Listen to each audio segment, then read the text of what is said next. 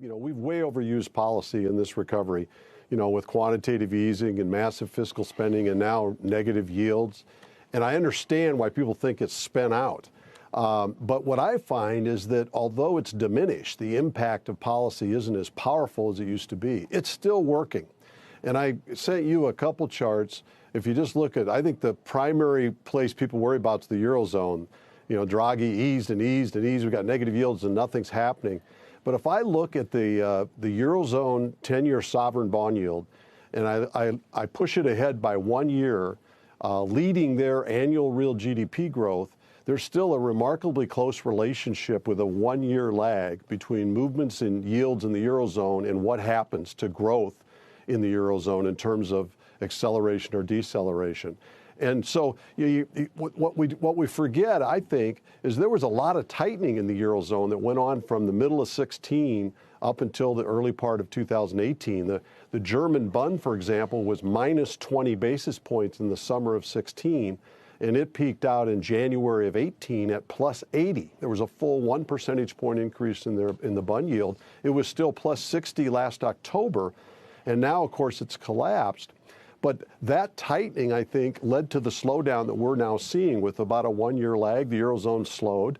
The good news, though, is now the Bund yield's at minus 70 basis points, down from plus 80 in early 18.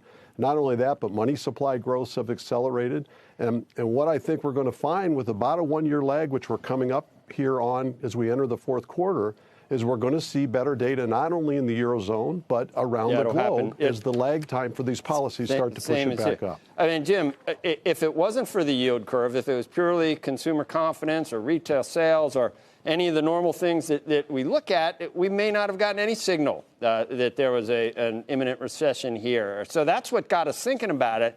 Now, the other thing, Jim, you remember last December, people blame it on tariffs, but other people say that Powell got too tight. Why did a change in stance for Powell bring us back to the highs in the markets if these things don't work anymore? If monetary policy doesn't work anymore, why did a simple move in their perspective bring us back to highs? The tariffs didn't go away. We just got more tariffs, and here we are at highs. That's right.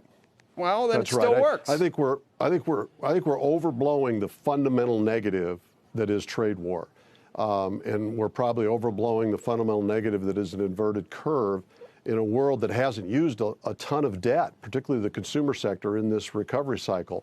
But I do think both of those, Joe, to your point, does create fear. And if it gets bad enough, we could freeze up the financial markets, and that would cause businesses and consumers to shut down for a period.